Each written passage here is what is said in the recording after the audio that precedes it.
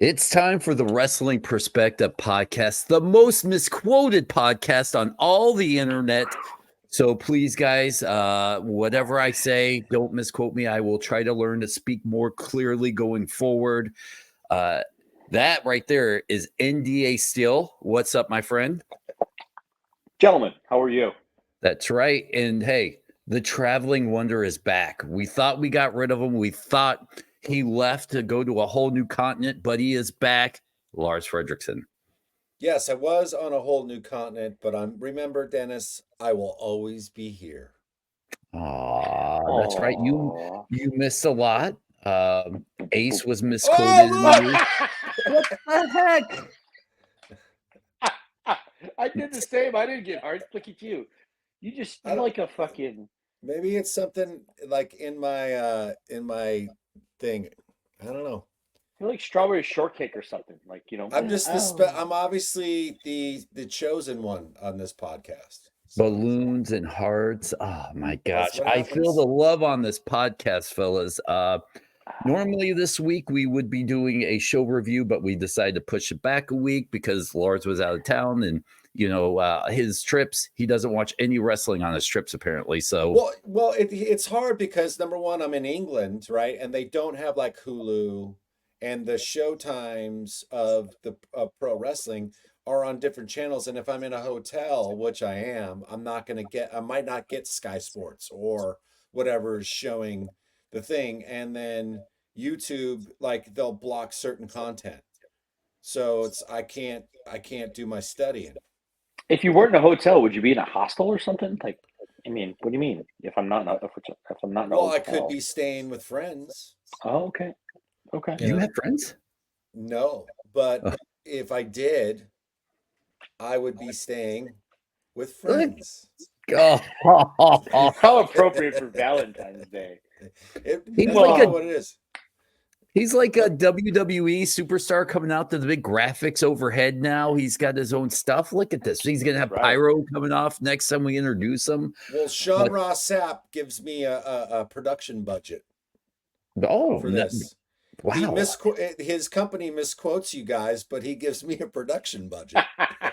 Listen, let's get it straight. You got that line here. They just misquote Ace. No, I know, but see, that's the thing. It's like Ace has got to open up his big mouth and give him the skinny about how our buddy CM Punk, aka Phil Brooks, is going to do something that obviously. I wish. I see. It's funny, Ace, because I feel like sometimes. I'll get asked to be interviewed and it's always like CM Punk orientated. Like, first of all, like I'm going to spill any beans. Yeah. Secondly, like certain things we don't talk about. We're friends, the wrestling business and these things are like these side notes to our friendships, obviously you're his trainer and, there's going to be things that you might know that I wouldn't, and I might know that you wouldn't, or vice versa, and we both know that, like, even if we were in part of talking with him to help him make decisions, never would we ever divulge information publicly, because that's just not who we are. We're old school in that sense. You know what I mean? We're not looking for fucking clickbait. We're not wrestling news, fucking dirt sheet people. But Dennis, I know we have a lot of stuff that we want to talk about. What was the first? Well, first and foremost is Scott D'Amore getting fired. This happens today of the recording, which is, to me, is a huge loss. D'Amore was one of the first people in wrestling to kind of welcome me backstage, be very kind to me based on, who I know in P.D. Williams. I've gone out to dinner. I've hung out with D'Amore. Ace, I know you've worked, and Lars, you've been back at Impact a few times.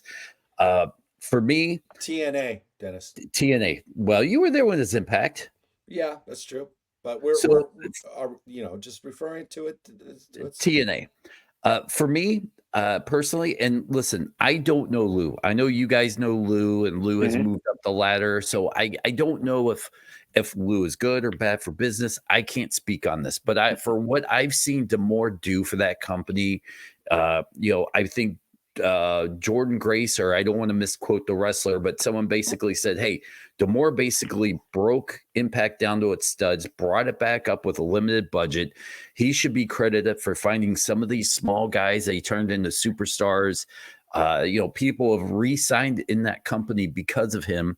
And me personally, not knowing anything, being a fan, seeing what I see, I worry a little bit for TNA going forward without him at the helm on who may jump ship. Do they have the leadership in place right now to be able to still find those stars that Scott D'Amore found? I wholeheartedly, so to start, just to talk about Scott D'Amore, again, I echo the same sentiments. Tremendous loss. I believe what you said without really knowing myself, because I just stepped into a role as a producer here not long ago. We had gone back and forth, basically playing phone tag to get me to come in as a producer over the last year or so, and it finally came to fruition in October. I will still be going to New Orleans here in a couple of weeks for the No Surrender pay-per-view. I can tell you that the talent is heartbroken. A lot of people are heartbroken. That place is a tight-knit, very tight-knit community. If you guys have I used to be a supervisor and run a crew, and they work for you. The best thing you could do for your crew is have them work for you. For they work. I had gentlemen calling me boss, and I just would laugh. Yeah, right. But they would call. That was the amount of respect they had for me. And they still call me boss when they send me a birthday text or things like that. People wholeheartedly believed in him and in his vision. And I know it's heartbreaking for him. I thanked him today. I know I see a lot of talents are out there, talents, staff thanking him. When you look at corporate, when you back up, I've seen a lot of changes in different companies. We were just talking off camera about some changes in other companies as well. It still runs. It still survives. When you have a structure in place, one that he put in place, it will still survive. As far as talent going, that's up to them. That's the nature of the wrestling business. No matter how much they were, let me tied to just him. let me cut you real fast, Ace. Sure. I mean, I know there's a lot of great sentiments about him, but we both know Lou, and if Lou's taking a bigger position or more responsibility, we know that he can handle it. Yes, exactly. I mean, again, the infrastructure that was put in place, mainly Scott's decisions, in a lot of ways, like, hey, do we like this guy? When I was brought in, it was let's see if it's a fit for all of us. Let's talk and see if this is a fit all the way around. We're not just going to bring. It's not one of those situations where you just get thrown in and you just work with people that you're. When I worked for a company way back when, as I was talking, you just are handed a position, and if you're, and I'm talking about a major communication corporation where you're together and you're butting heads with someone, you got to work with them. That's basically what real life is. You have to do that no matter what. You probably have people at record companies you don't, not naming names, but you didn't like to deal with, or you name it, bandmates at some point. Who knows? But well, here's the thing that I want to jump in because the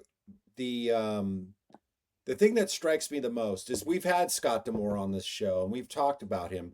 But one of the things I think maybe this is why this move is made, because I feel like maybe Scott actually could see talent, but maybe he didn't have the wherewithal to bring him to that next level. Because when there was moments where we were talking, I was, talking with them about music, Scott D'Amore had no clue about he knows about Frank Sinatra and these other great artists, but that's also 100 years ago. Not taking away anything from Frank Sinatra because that's legendary. But my point is that you have to have the finger on the pulse of what's happening now in order to create a now product. Does that make sense?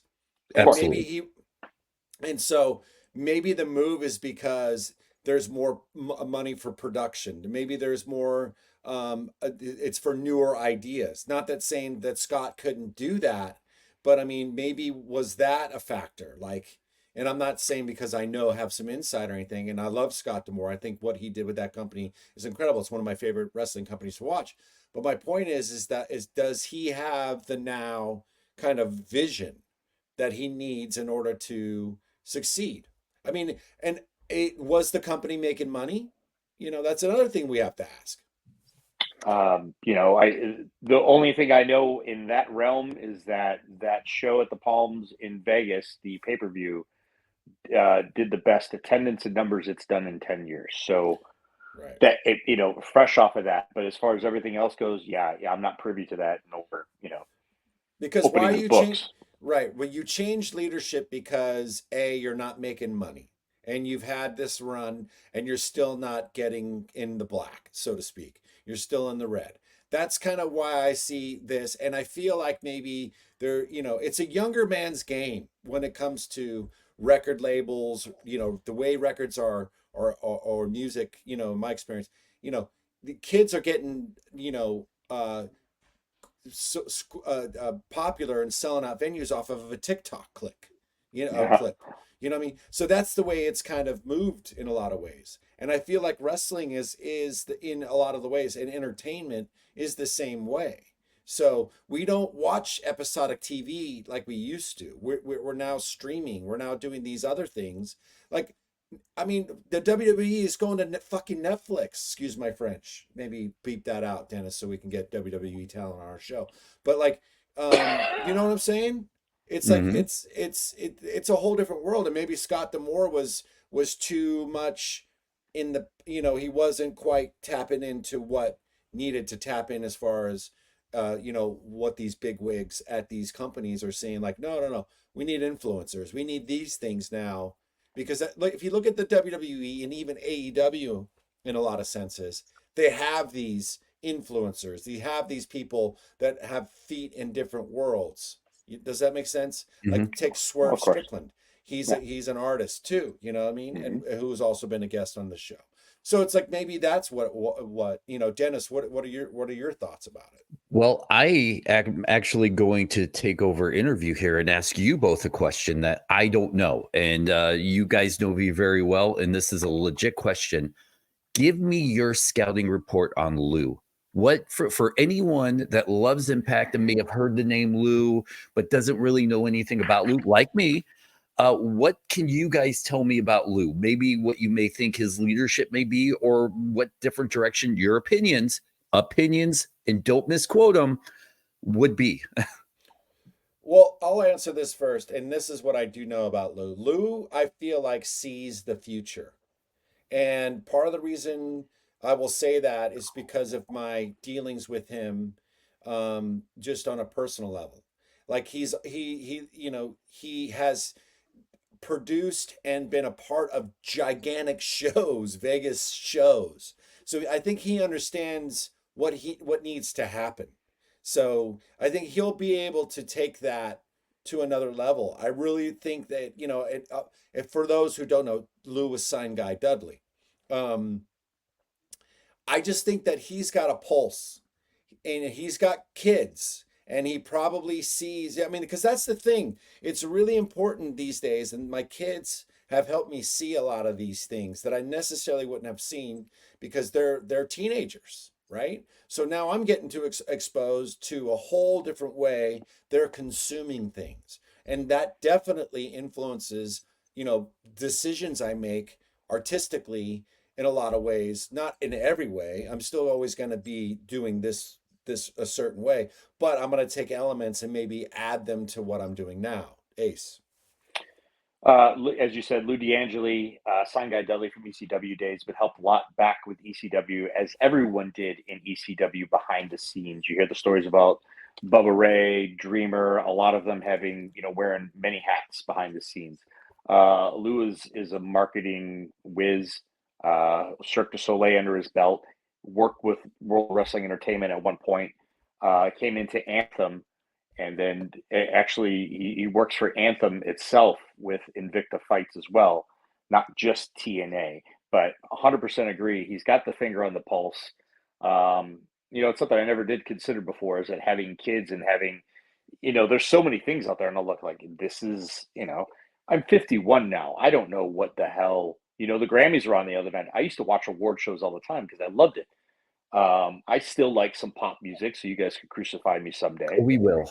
Yeah, but I'm Not still a little someday, bit into it. today. But, my wife is 9 years younger. She's got a little more of, "Hey, no, this is what's happening too." Like, "Oh, because I'm stuck in my zone. I have one playlist." It's I'll ask for new metal from different people because I don't know what's out there. You know what I mean? But Lou is a factor definitely in the success of over the last year of ticket sales, marketing, things of that nature. I'll give him that props, of course. Not to say, again, not to take anything away from the team, but his inclusion in all this has really helped them rise. Yeah, I mean, if you look back at when Lou joined this company and how the company just started to gradually go like this, then you'll understand that like having somebody as valuable as him around, it's no wonder. I mean, I feel like it's not anything to take away from Scott either. Scott got it to a No. certain place, Yep. and he was smart enough to pick the people that would then take it to the next level. And sometimes we can get stagnant, and there's always going to be and unless we sort of adapt or really I just don't think you can do that in the entertainment wrestling field. I feel like rock and roll, you can kind of make a steady look at the Ramones or Motorhead. It's not like they made the same record every time, but they stayed in their lane and were Sure. successful with it. I just don't think that you can do that with wrestling. I just don't think you can. I agree. And how many times have we sat here and interviewed people? And some people have that wherewithal to evolve their creativity, and some people, it's still the same thing, but different ideas around that planet. And I kind of, as much as I love Scott, I think Scott was a wartime president. He was the guy that built it up. But when you get it to a certain point, Bill Belichick, you were stuck in your way, you can't get out, and that will be your downfall. But your Bill Belichick also had a Tom Brady and then gave him 9 different targets to hit, Petey and left that. though. But you know what I'm saying? It's like the wrestlers being bands. If you look at Epitaph Records, we're literally the only band that's been there from the 90s that's there now. And if you look at the bands and the artists that are on that record label, it's completely different. It wouldn't be, and that's Brett Gerwitz's foresight to understand that in order to survive, there has to be some sort of change to it. Rancid is going to stay in our lane. We're going to make good fucking solid punk rock for the rest of our lives, right? You stop it, Ace. And, sorry, I know you're a Swiftie. But anyways, my ass. Yeah, whatever. Yeah, maybe but my point is that like Scott D'Amore, was running this label, and maybe now it's just yes. I mean, I think unless you have anything else to add, Ace, maybe we could go on to the next subject. I do have one more thing before we do move on. Listen, we know Scott D'Amore doesn't need wrestling. He's a very successful business person outside of it. So if he chose to stay in wrestling, what company right now could he go to and make that quote unquote impact into their company and maybe take them to the next level that you can see? Well, I would say AEW, but the problem there, right there, I anybody that's goes in there that knows what the hell that they're doing soon leaves. You know what I mean? And I think the track record speaks for itself. If he goes and partners with like a Billy Corgan for the NWA, I feel like that would take it to, I really feel like that's where he would be most needed. I just don't think he would get anything done except for maybe cash a paycheck in AEW. I mean, at this point, they're losing the guys that you want to watch the TV show for are either injured or, I mean, other than Swerve. I mean, that's why I want to watch is Swerve. But MJF is I mean, he's injured. I just don't know if he could go there. It's Tony's company. I don't think Tony is I don't think would understand a guy like Scott D'Amore. I think it would be I don't necessarily know if that would work. I would lean MLW. I think MLW would be for company wise along the same parallels. MLW would be almost like an Impact traditional wrestling company. NWA, I feel like if you like old school niche wrestling, I don't know if D'Amore could go in there and change anything in there. I mean, D'Amore could go easily slip into a WWE system and be successful. Right. I really, But he won't honestly, go For get sure. produced, I don't think. well, I mean, Ace, what do you think? I don't think he would have a producer role.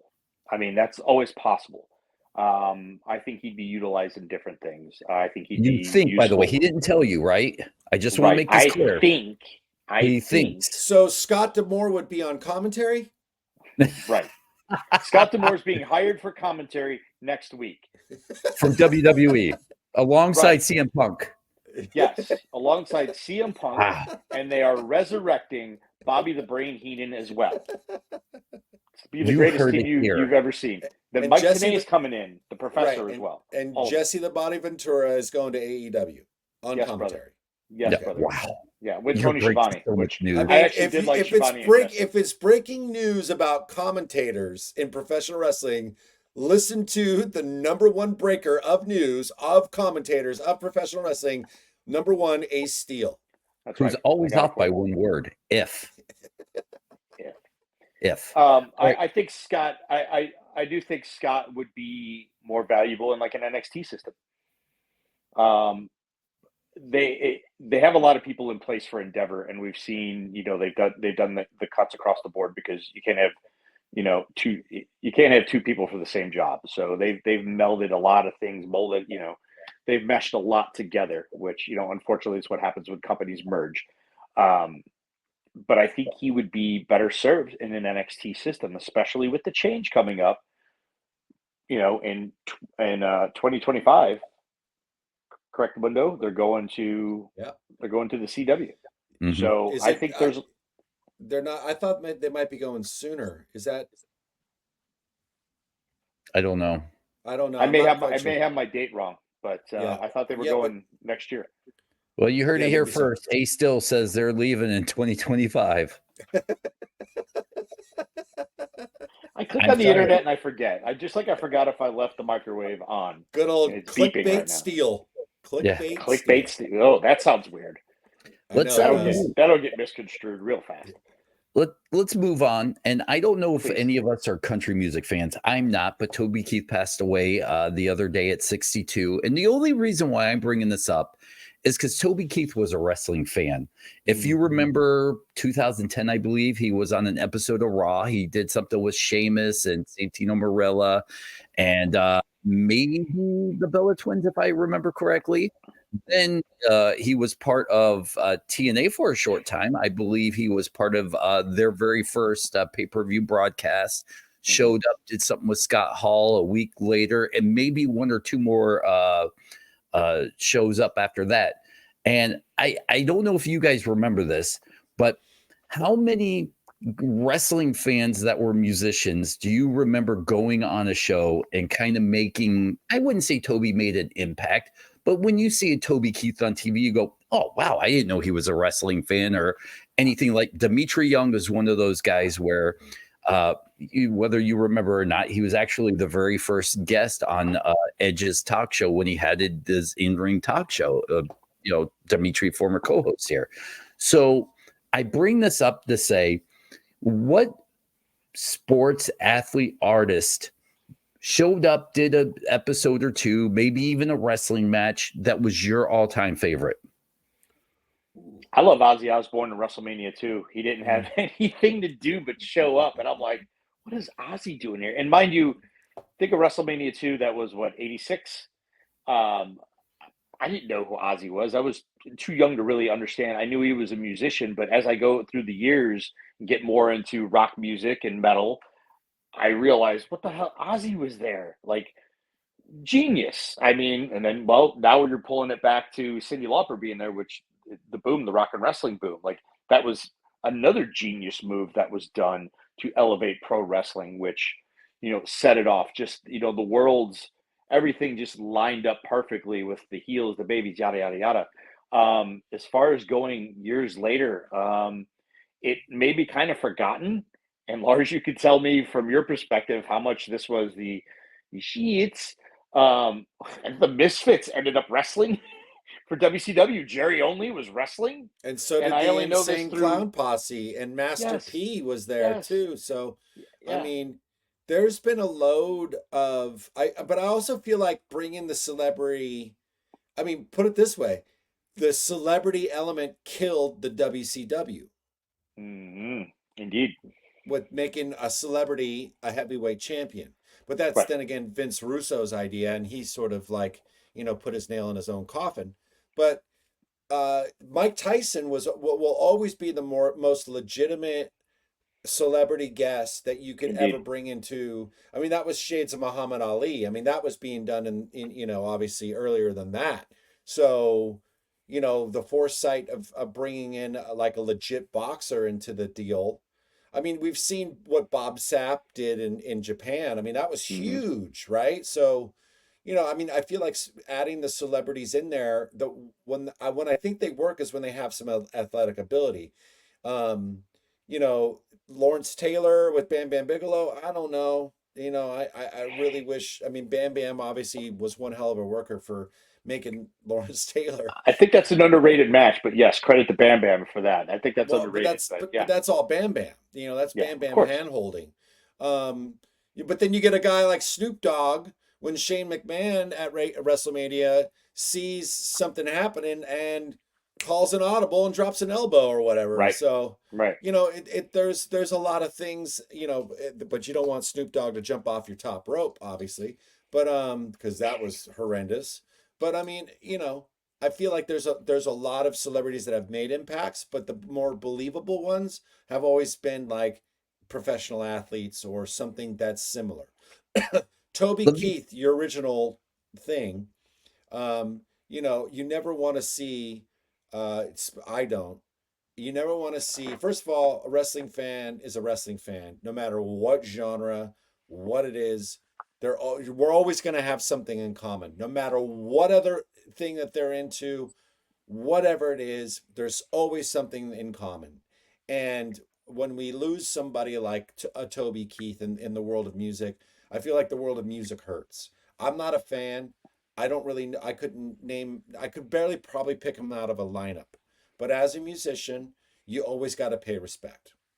I got two things. Toby Keith, I was around TNA in the early days. That's when I worked there that first year. I never crossed paths with him, but I do recall him being used. And for the country music audience being running out of Nashville, the pop was huge because he was a big country star. And I have a bit of the pulse, at least from like 90s country or so. So I knew who he was into the 2000s. The world's different now for music, but I think that was used properly. I had no idea until I read the bio that he had anything to do with Jeff Jarrett possibly buying TNA/Impact back in the day, that it had something to do with Dixie Carter being included and they backed off, or that he was a part of Global Force Wrestling. I had no idea about any of that. The second thing is one person I completely forgot until you were mentioning things is Bad Bunny. Bad Bunny, I had no clue who this man was, but I live in Florida. Predominantly, there's a Puerto Rican population it's a Latin population. That dude is huge. And I happened to be around the PC a little bit when he was training and would just see different things. And for him to perform like he did and put in the time, I think he did great. And I think the eyes it's you could tell by when they went to Puerto Rico, like the impact they had going down there, what a superstar he was. So, well, I mean, again, a lot of people ripped on him on our thing. It was like, what is this doing? What is it doing? You have no idea the eyes. You just put on the product from a Latin community, from Mexico, you name it, whatever other foreign country that we have no clue on.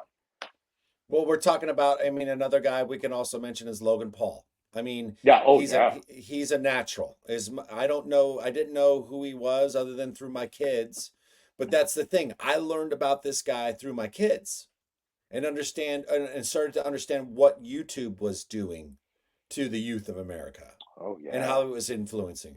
So we can move on. Yeah, but I was going to say, we still probably don't know the impact Toby Keith had on helping Impact stay alive for those short years just by being involved. So I felt like I should bring it up. I mean, we don't really, wax poetic on deaths here on the show, but I just felt like being part of Impact in the early days or TNA, we should bring it up for a half second. Oh, absolutely. I do want to switch tracks here and talk about this Ugandan soft ground wrestling league. I don't know if you guys have seen any of the videos online. It is entertaining as all get out. I have had a ball watching it. They recently, and I bring this up because it's kind of a fun conversation. Once again, talking about the reach of wrestlers. They started a GoFundMe this week. They had a $10,000 goal as of this recording. They're halfway there. Will Ospreay has donated $2,000. Jordan Grace $200. Other wrestlers have been donating, and it's amazing to see, you know, a bunch of kids in Uganda who love wrestling create their own thing out of, you know, string and bamboo for the ring ropes, and wrestlers here pay attention to it and donate to help grow this thing. I mean, it's a pretty wonderful little thing. I mean, it's you know, throwbacks of a lot of these guys and how they became professional. Mick Foley, for one. You know what I mean? Like, Right. if you think that this kind of stuff is just new, it's not. It's been there forever. But what's endearing about it is that we're talking about, you know, on the other side of the planet. But, you know, and here are these kids for this with this love of performance, love of this art form known as professional wrestling. You know, I really want to see what they're able to do. As far as like, I want to see them like bring storylines in there and give us characters and give us, you know, character development and these types of things. Watching it is fun, but it's like, you know, regardless of what happens to it, if there's not something to sink your teeth into, you know, then obviously it's just going to be like one of those flash in the pan kind of trips. You know what I'm saying? I hope it's not, because I really want to see these guys succeed. I've watched it now, and it's like, I get it. It's rad. I think it's super cool. I also like watching guys fighting in junkyards too. So, I mean, I love that stuff. I really Yeah. do. I like any way that you can take this and give it a different look, or give it a less, you know, produced thing, less of a glazed donut. That's why I love, like, you know, Schlack and these, you know, these crazy deathmatch guys. You know, like, I love this stuff because you can tell it's like, for them it's a passion. And regardless if you like it or not as a fan or whatever it is, it's still a passionate creative thing for these young guys, and I love it. I think it's wonderful, and I might actually just go give them a couple $100 myself. Wow. I saw it in passing and I didn't realize what I was looking at because I didn't investigate it. It's, you know, it's a swipe click. Hey, look at this, guys. I'll go back and watch because I didn't realize the movement that was going on. But again, I don't know anything about the culture there or the, you know, poverty level or not poverty level. But again, more power to them for going out and, like you said, living the dream like all of us did.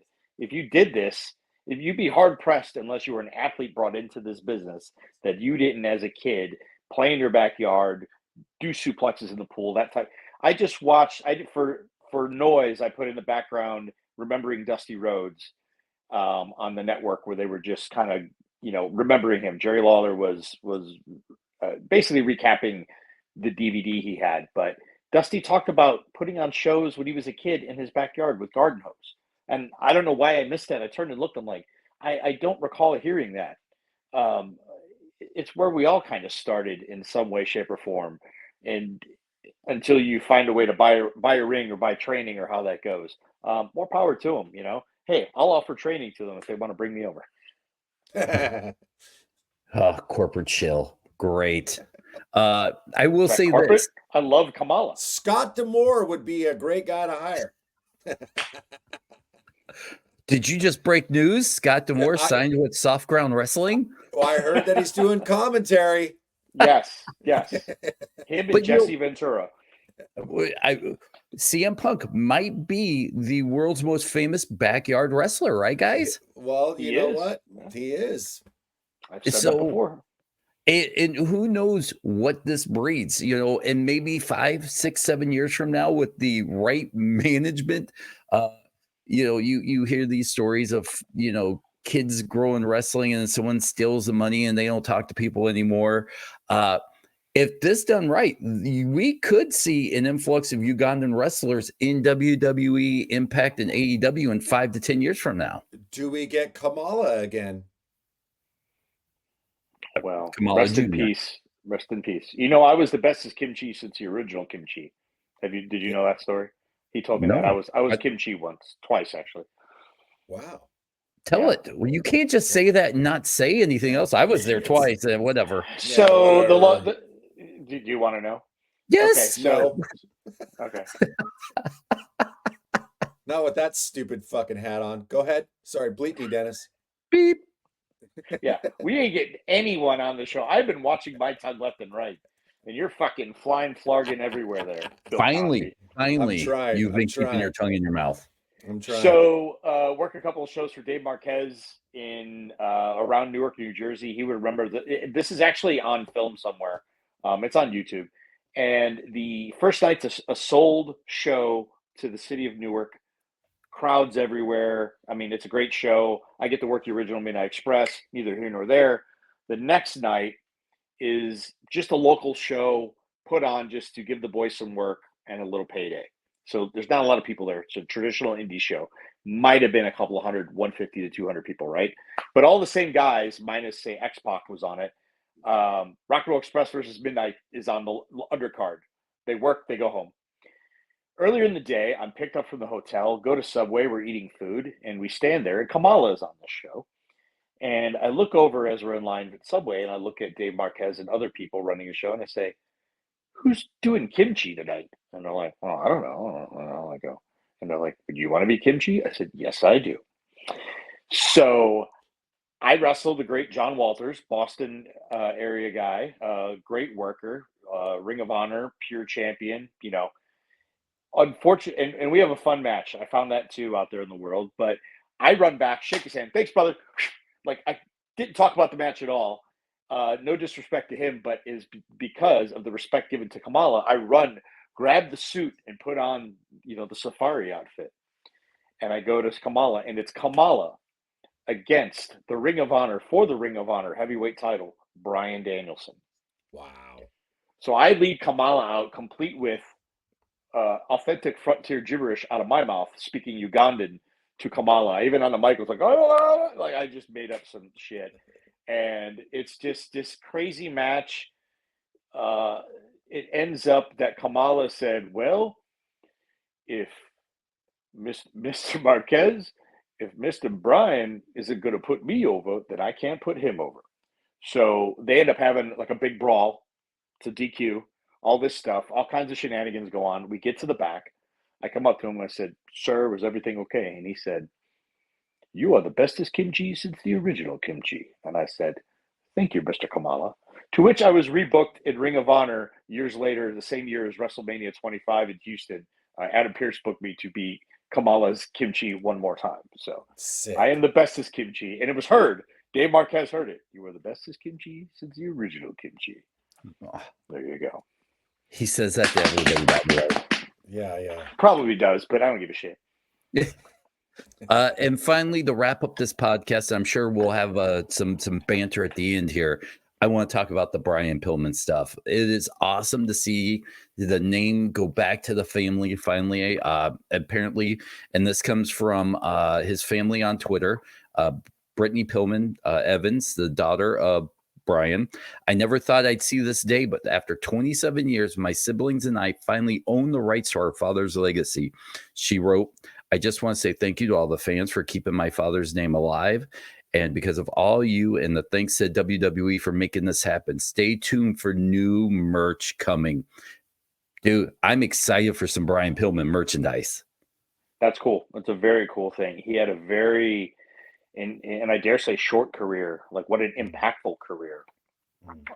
You go back to the leaving WCW angle, and the Booker man. I can't remember his exact words, but when he called out Kevin Sullivan, and then depending on the story you hear, I think Bischoff tells it one way where no, I didn't get worked, but a lot of people say that Pillman got out of his contract to make it look legit, and then flew the coop because he knew what he was doing. But I mean, just revolutionary, just at that point to like find the pulse of shoot wrestling, and of course he went to ECW for this because the Attitude Era was ushered in by stealing a lot of the aspects of ECW wrestling.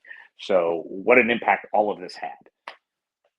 Yeah, I mean, it's a pretty remarkable thing. His actual what would you call it? His oh my God.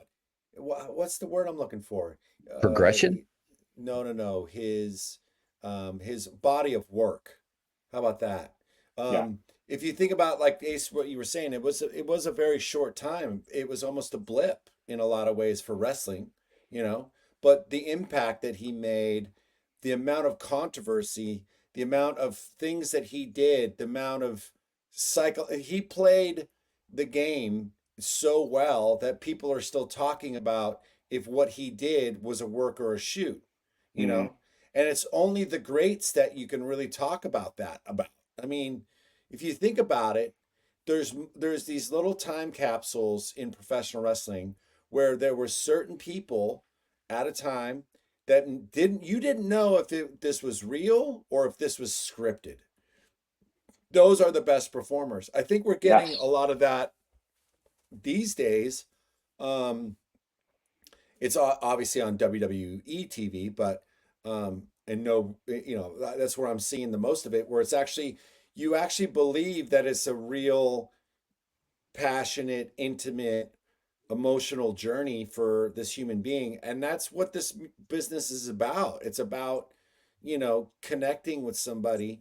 And Brian Pillman, whether you liked him or not, and most of the time you didn't, um, felt you had an emotional response to him, and you know, it was never go away heat. You know what I'm saying? Right. Oh It no. Yeah. so and I mean there are guys out there right now that have so much go away heat that's like just insane. But my point is that Brian Pillman, his legacy and what he was able to bring to the world of professional wrestling, like we're going to be talking about it, I think, for years to come.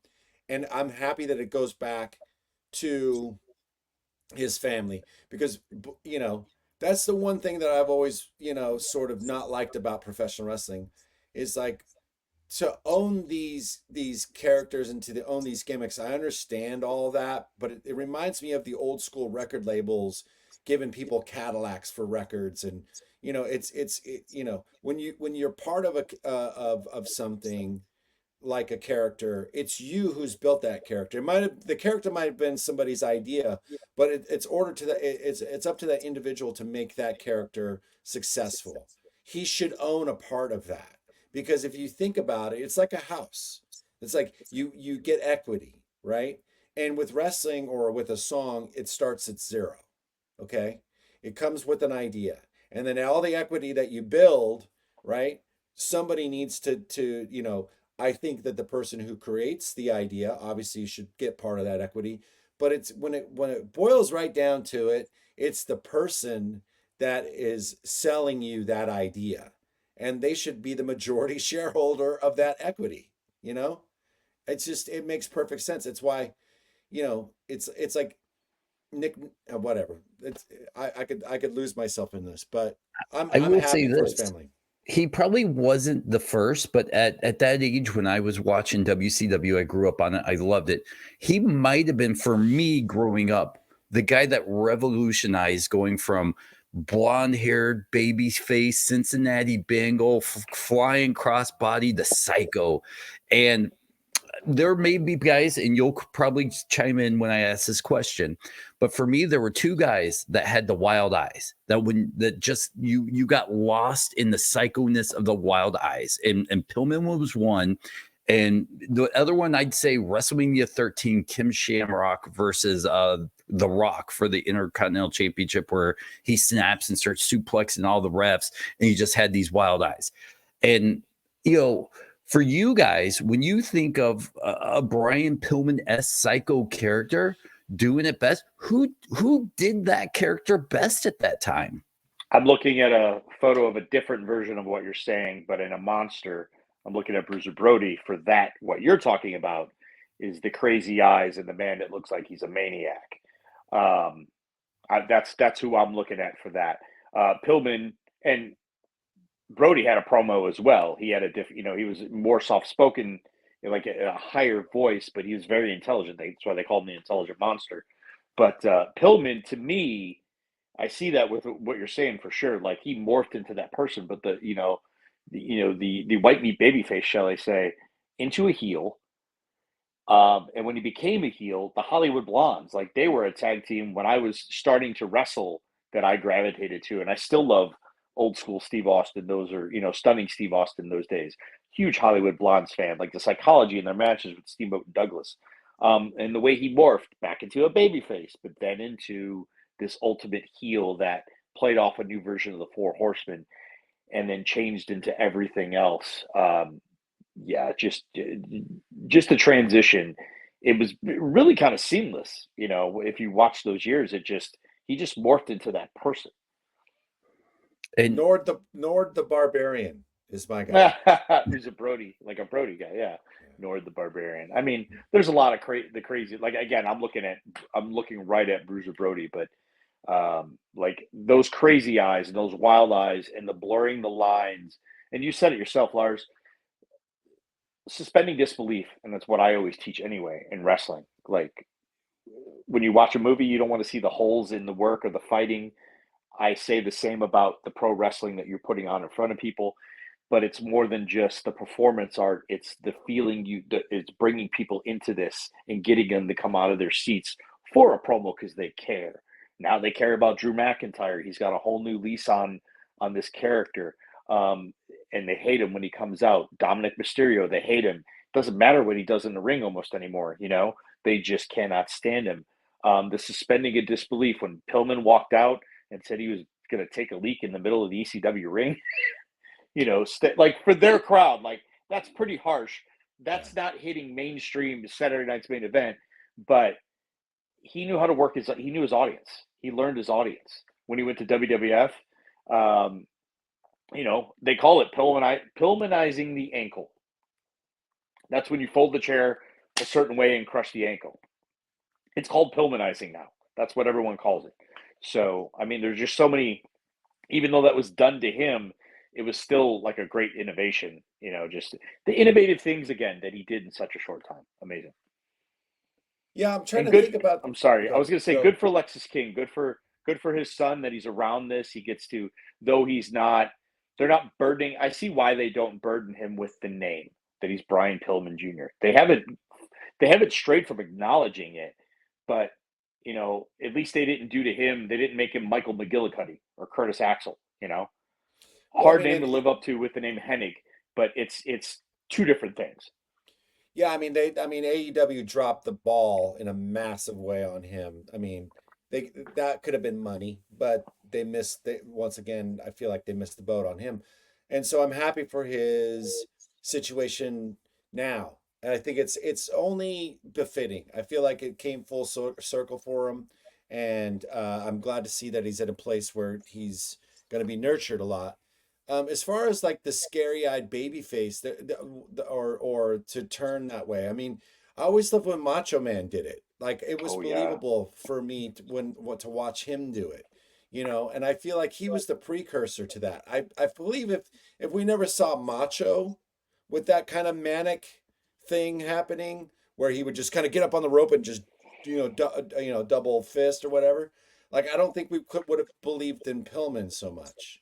Does that make sense? Mm-hmm. Sure. Pillman took it to the nth degree, okay? But I feel like a guy like Macho, Bruiser, even Stan Hansen to a certain degree. Yeah, I was going to say Hansen's up here too, yeah. There's a lot of guys out there, but I feel like it's a lost art. I mean, who in today's modern wrestling or in the last 15 years do you get that? I don't react to anybody like that. I can't think of anybody that I could go off the top of my head where I can go, him. The only one that would come close for me is during his legend killer era of Randy Orton when he was punting people in the head, killing. The closest. That's all. I'm not saying he did it. No, that was the closest. It was always Go ahead. Sorry. I always feel that they were looking for a Bruiser Brody over the years. I even had a tryout against a gentleman named Jeff Bradley from down here in Florida that's trained a lot of people. He was, I can't remember he was actually a Dudley as well, but he had the look. He was a Florida guy, a good worker, but I always felt over the years they would always try to find someone that, I mean, because imagine if Brody went there in the late 80s, had he still been alive, had he had a run with Hogan, even though they were feeding him top heels to like just get, to get beat. but I think he would have been a hell of a force in that company. I feel like they always look for someone like that over the years. I feel you might have had that in Luke Harper, but they didn't make him go that way. Right. There was I mean, Bray Wyatt could have gone that way too, Sure. Oh yeah. But they made, and I feel like he was a very creative guy though, and I see what he was doing as far as like Bray Wyatt and how his legacy will live on and his contribution. That was the word I was looking for about Pillman. Contribution to pro wrestling is I feel like, the last guy that really gave me the shivers was Psycho Sid, man. I mean, sure. That's really There's the last crazy guy. guys, yeah. He to me, I never knew. I met him once and he was the nicest. And it kind of blew it for me in a lot of ways. For me, I was kind of I legit was like, whoa, and scared. Back, one more person, Terry Funk, because I know Pillman was a huge Terry Funk fan. I swear to you, when I was 16, 17 years old, I think that's around the time that he was still like in WCW at the UIC Pavilion, man. He took a swing and I was against the guardrail, the barricade, and I would have sworn he would have knocked my block off. But obviously, the distance, and he just took that wild swing. I was like, Jesus, he was going to hit me. Cactus but Jack. It wasn't him. Yeah. Oh yeah. Foley definitely, when he started with all the, he I guess in the Mankind era too, but Cactus Jack himself really went for the, yes, the no nonsense. I've got nothing to lose. I'm going to kill you if it kills me. Yeah. Cause I feel like the Randy Ortons of the world, that's super contrived. It's just, it's not believable to me. And when you got tribal tattoos, you're not gonna make me believe. Sorry. No matter how many skulls you try to cover it up with. Well, that's nice because I always thought the same thing with Batista, who had the belly button tattoo. I was like, how tough is I like Batista, but when a guy comes out with a little sun around his belly button, I'm like, dude, what do you do? It's like having a tramp stamp, you know what I mean? So, but I mean, I enjoy Batista's movies and his personality in those movies more than I ever enjoyed his wrestling. That's interesting. That we're gonna have to deep dive on that in one episode. But I wouldn't say that. I will go to a movie if Batista's in it, but I will not go back and watch a match that Batista's in. Ace, do you agree with that? I won't go search it. Okay, it's like The Rock. It's like The Rock. Let's bring it here real fast, okay? Yep. Because this is a big topic right now, and I don't want to ignore it because we're in the thick of it right now. Well, we were going to talk about it at the end here now. Okay, but all right. Well, what were you? How are you going to open it up, Dennis? I was going to basically say, guys, we need to step back and talk about the Cody, Rock, Roman Reigns, Rollins situation right now. Everybody on the internet is backlashing the WWE right now. They've got to, including me. Yep, Cody, and we'll definitely, because I have a different. I know we all, I think, have different point of views, which I love it when we don't agree. But it's interesting to see now the people getting behind Cody. During the last podcast when we talked about this a little bit, we kind of harkened back to Daniel Bryan, WrestleMania, the triple threat match with Batista. So here we go. We don't know your opinion, Lars, so please tell us what you think right now. Well, I feel like it's very involved. Okay, so like if I like you in personally, there's a great chance I might like your band. Okay? But when I know that you're not a good person, I'm probably not going to like your band. Does that make sense? Mm-hmm. I'm just going to paraphrase it or just, start it there. The Rock, for me, I never was a fan, although I bought his book because obviously there's the Rocky Johnson. Rocky Johnson and Tony Atlas was the first wrestling I ever saw as a tag team. That's what made me fall in love with tag teams to begin with. And that's what, in a lot of ways, I'll give it to Rocky Johnson for making me fall in love with pro wrestling because I'm a Bay Area guy, San Francisco. This was their, all these guys were from here, all of the Samoans were from the Mission District. They lived in San Jose. They lived, you know what I'm saying? It was very tangible. It was very real for me because they were there. The Rock always, you know, sort of his whole thing was to relate with the lowest common denominator of pro wrestling fan. To me, it was never like smart, like a Jake the Snake, a CM Punk, a Terry Funk, a Dusty Rhodes, an Arn Anderson. You know, these guys that, you know, even Stone Cold, or even Hulk Hogan, or, you know, even Ultimate Warrior, as much as he was gibberish. But The Rock always sort of went for that lowest common denominator. And I always felt it was always cheap. And he always just, so I never liked him. I thought, oh, that's easy. I could go out there and just be a jock, you know, jock guy and, you know, talk about poontang pie and, you know, whatever, you know, it didn't resonate with me. And knowing the history and like how many times he's stepped on people to get what he wants, you know, I just don't think he's a good person, maybe, you know, I don't know. That's the feeling I get. I've never met the guy, so I can't really judge him, but I just know that there's no connection for me there. Cody Rhodes, I've met him, you know, Cody Rhodes, when him and Punker were still in the WWE the first time, talked comic books, and Marvel, the Civil War had just come out, Marvel trade, and I was on a loop, and at the Raw, Cody came up and gave me his copy and said, "I'm done with it here," you know. That's what, and found me to give me the book, right, which I still have. But that's the kind of guy Cody is, right? And I think people understand that that's actually legit him. He's a good person. Now, you can go on the internet and find all the crazy stuff about Rock and Oprah Winfrey ripping off Maui, and I don't know if any of that's true. That's just on the internet, you know, and it's probably just clickbait to get looks or whatever. So I won't judge everything on the internet's true, as we all know. I mean, Ace Oprah's Steel, doing commentary next week with CM there Punk. There we go. There we go. NXT. So NXT, CM Punk, Scott D'Amore, and Oprah Winfrey are doing commentary. So for me, I feel like he's an opportunist.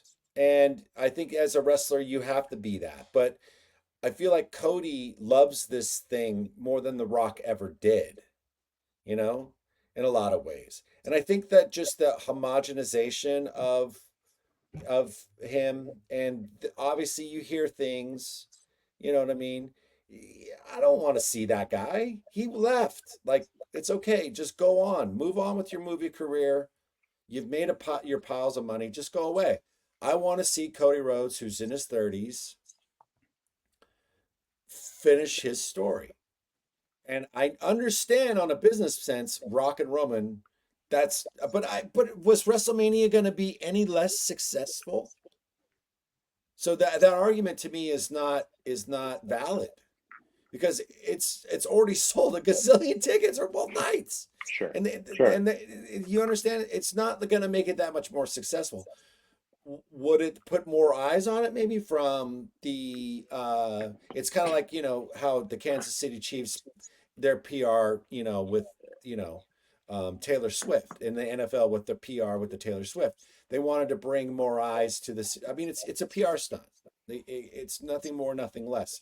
You can see right through it, especially when you're in the business and you see that stuff. And you know when it's contrived. There's nothing real about that. Ace, Ace, can I jump in here? Oh, go right ahead. I think Rock coming back is the best thing that ever happened to Cody. How many times on this podcast when we talk about Cody, I've always said Cody needs that moment where he feels like the underdog. The people get behind him and push him up, like the Daniel Bryan situation. Here we are. But that's what I was about to say, but you cut me off. You're a jerk. Hey, listen, there's very few times I ever say anything smart on the show. Very few. That's true. Very. So give me just one. Just one. Thank you. This is what Cody needs. If WWF or E was smart, they would continue on this path of Roman, Rock, and let the fans get behind Cody. Don't give Cody the match yet, because I still want to see Cody chase it a little bit more. I want to see Cody suck this in. I want to see Cody use this moment to his advantage to lift him up to that next level. Does he need it? Maybe not, but it's helping him. It's putting him on that level with The Rock. This is Cody Rhodes' moment. He doesn't need that match right now. His story doesn't need to be completed at WrestleMania. And if you complete the story at WrestleMania, then what more do we have to go on? The story's over. I don't want the story to be over just yet. I want this to be a long ride where I can see the ups and the downs, where I can see Cody almost have that ring and it's taken away from him. And now he has to try even harder. And that's the Cody Rhodes I want to see. And that's the Cody Rhodes I feel like we're going to start getting. And another point I wanted to make is that a lot of people are sour on The Rock. So it makes him really look like this ultimate villain. You know what I mean? And this is where I was going to go with it. I was going to go deep psychologically. And that is beautiful because that's going to make Cody for the Roman's going to leave. We know that, right? He's not going to stick around. But they need that guy to replace Roman. Cody is obviously the face of that company and will be for the next. And think about how Dusty Rhodes this is all. All of this storyline, all of this speed bumps, these little things. This is all very Dusty-esque, so to speak. So, as a fan, I want to see Cody finish this story. As a business mind, I'm saying Cody's got to wait. But you never let me get there, so I hate you. I'm sorry. You both brought up the Daniel Bryan. I don't remember who did it first. I think Daniel Bryan needed that way back when because CM Punk left. Mm-hmm. Daniel Bryan was coming up. It was a failed Batista return because they made him a babyface. Right. If he hadn't been a babyface, had he been a heel, like Creative has done so many times, this is the person you're going to see. You know, I don't think it was the right time to beat The Undertaker and with Roman back then. He wasn't ready yet. There was a time to be ready, but it was a clear case of, no, you have to have this guy. No, we have to have Batista, and the people weren't buying it. I know there's online backlash about The Rock. I don't know if I feel it in the venues just yet. Like, right. Again, we've had this talk about so many different things, especially dealing with Punk and anything that's happened in his prior history in the last couple of years. A majority of that audience doesn't know. They might not even know that he came back to wrestling at all. They just know he's back here and they're excited for it. They don't know the history of anything that's gone down because they don't read the internet. It is a small section of the world. It's more prevalent than we give it credit for, but I think when The Rock walks in the arena, they love it. And I agree with you on the Cody storyline. It's akin to the bloodline. They stumbled on something, just a happy accident with that bloodline. And when it ended, where do we go? They're still kind of stretching it out, but shit, it's gone. That train is rolled on, and they're reaching at the end of all that it's got to finally crumble so they can come back to square one and. Roman makes a triumph, whatever happens with him at some point. Because, I mean, the logical thing to do is Roman Rock, Cody, Seth. Cody beats Seth, but says, but see, that's the thing. They both sort of, Cody doesn't really want that title. Does that make sense? It's like if they didn't go there with that and then use that after he won, I think that would be a little bit better. Does that make sense? We had this talk the other day about, I thought they should have never split the titles again. Mm-hmm. They should have kept it one. It would have made all this so much freaking easier. So much easier. But I wasn't involved in that decision, obviously. And they had reasons for doing it. Yeah. And I think that what they're trying to do is legitimize the other title with Seth by having But I mean, honestly, if I'm the booker and if I'm like looking at this stuff long term, I'm like you said, Dennis, I don't want Cody to get it I want to be strung along for another year. Mm-hmm. Because it's not going to kill Cody. It will not kill Cody. Remember what they said last time? And I was like, I'm glad. Remember, I mean, I was on this podcast saying, no, that was the right move. Remember? Yes. And everybody's like, no, Cody should have won. And I said, no, this is perfect. And honestly, to bring The Rock in here, and I know I said a bunch of personal stuff, but my point was to try to makes him the ultimate villain in all of this. That makes Cody the ultimate babyface. It does nothing like you, and it proves your point. It nothing but elevates Cody that much more. And there's a great piece of this story that's getting drowned out by the "we want Cody and we don't like Rock" thing. Is going into WrestleMania, Seth Rollins has never beaten Cody Rhodes. Seth Rollins is the champion coming into this thing. Seth Rollins has a story to tell in this whole thing, and if people would just listen to that, it would make the Cody Rollins match a little bit more like, here's a guy trying to legitimize this champion who has his David right in front of him, or his Goliath, and he's the David as a champion. And, it makes that match a little bit more meaningful, but people don't want to hear that right now. Yeah. I wouldn't say wrap this up, but I always like to spin topics into a question. Here's a question for this, guys. Is this a happy accident with the Rock and then Cody and the fans backlash? Or is there some evil genius in the WWE that was like, hey, the Rock's going to come back. We can make the fans get behind Cody. We can make the fans start a movement. Because I don't know, but I kind of heard someone bring this up, that this could have been an evil genius plan for WWE marketing all along, and we're just riding in on the horse with them.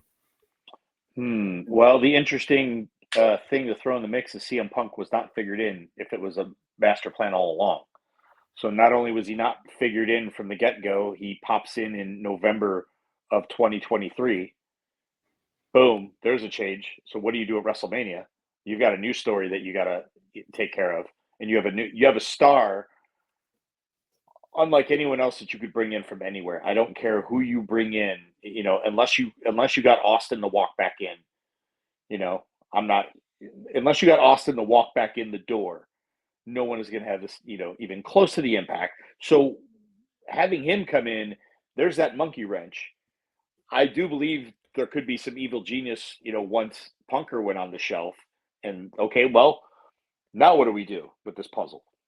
Well, that's the thing I was going to say. I feel like the injury is more where the evil genius starts than beforehand. I feel like we all knew it was going to be Seth and Seth and Punk interference with Drew. Something would happen with Drew, and then it would go from there, right? Seth gets injured. Okay, that's no problem. We'll just beat Seth there. Punk and Drew, now you start your thing, because Drew, you never got to beat Seth. Get what I'm saying? Mm-hmm. So that works itself out. And then we were probably going to get Cody and Roman, but then they're like, well, we left this door open here with Rock. Now we got to go with it, because now these two guys that were supposed to be night 2 are both out. One guy can go, but what I mean? What's the better alternative? I'm sorry. It's not going to be Rock and Seth. It's going to be Rock and Roman, because that's what we've been all I mean, when did we see Seth and Roman and Rock together? When's the last time we saw that? Can anybody recall? Was that when Rock tried to help Roman get over by coming out to WrestleMania and raise his hand? Yes. Okay. That's the last time we've seen them side by side, right? Sure. Yeah. I was going to throw in one that this is a happy accident that I'd love to see. I'd love to see Drew McIntyre just fuck all this up and win the title and go to WrestleMania, and he's standing on the opposite side of the ring of Cody Rhodes. Well, but Elimination Chamber has to happen. Right. And then, he ends up in the match. They make it I know everyone hates 3-ways. I don't quite hate 3-ways if done properly. If they're done right, it's good. Right. If done right, it's good. And I would like to see something with, I don't want Drew to be done at this point. I hope they still capitalize, because you don't get a second chance at the first impression type thing. And he had such momentum when he knocked Brock out of that Royal Rumble before the pandemic happened.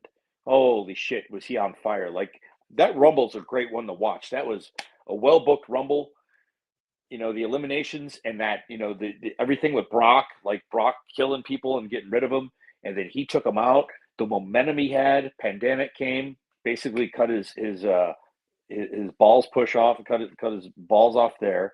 So, you know, he won in front of no people. So now he's got the angst of all that coming back, and they've gotten a chance with the Punk injury and the last two promos and everything that's happened. Now we've got Drew McIntyre that we care about. Now we've got a guy that we hate this MFer. We hate this dude. I think the crowd hates this guy, especially since the angle of putting Punk out. If he can keep this momentum going, I need to see him do something at Mania that makes sense to me and that it's strong. That promo that him and Punk did was, it was unreal. I mean, that was pro wrestling. Can you give your hearts? Can you give your hearts?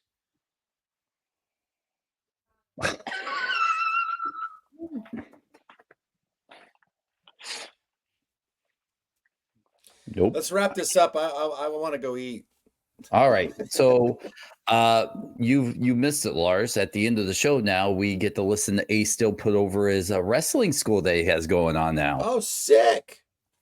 So how do I get out of this? No, how do you get out? Yeah. Click go eat X. your fucking baklava, asshole. Whatever. I hate baklava. Go ahead. Yeah, I don't even quite know what that is. It's Greek. It's a Greek dessert. Remember the tips I gave you. Remember still the tips I gave you when promoting. Talk about the guys you. Why don't you promote it then? I just sit only a worldly individual would know what baklava is. So, Dennis, you should know what baklava is. I mean, Detroit, it's got a huge Greek population. Yeah, it's. I know what a gyro is. You know, a gyro is a great Chicago dish. You call it anyway, gyro? What's wrong with you? Cool. We're done. This is not the culinary hour with Ace Still. Let's move it, buddy. Right, talk about your school. Come on, get out of talk here. about your school. Let's go. Harley Race Training is coming to Orlando, Florida, by way of the Foundation of Professional Wrestling. Will be opening up a school. Details still further coming. I just promoted and put it out there. Website is the Foundation of Professional Wrestling. You can see my handle at Aces of Steel for updates. Follow me on Instagram. There's Instagram for everything. Moving forward with branding my Harley Race Training that I'm utilizing, all the things that I've learned from Harley over the years of my association with him, all the things he taught me, I am bringing that to every workshop I do. Again, I do workshops. I don't do seminars. I don't stand there and tell you stories. You'll get some stories in my jibber jabber in between working in the ring. That's where I come in. Yeah, Lars has come in to tell you stories about when he looked at Lemmy taking a shot of whatever over at the whiskey. Is that true? Did that happen? No, but I've seen him drink. Okay, there you go. That's what Lars is for. But over the years, all the people that I've trained and worked with, you will get the benefit of that. I'm just excited to get this going and bring some love back to professional wrestling and the things we talked about, suspending disbelief, which I always believe, and helping you up your game. If you're a current professional wrestler, and I've talked to a lot of you out in the scene that get a hold of me and look for ways to improve their game, things like that are coming. But I will have a location that we can train. We can do one-on-one training and then brand new professional wrestlers. Let's break you in. Recently, Grayson Waller has put me over on podcasts. You know, I trained CM Punk, many others. Adam Pearce will say that I NWA heavyweight champion, not just the official on television. Very accomplished professional wrestler himself will tell you that I have taught him so much that I won't take credit for. And I hate even saying these things. It's hard for me to put myself over. But more to come. All right, Lars, give us some help, some hearts on the way out.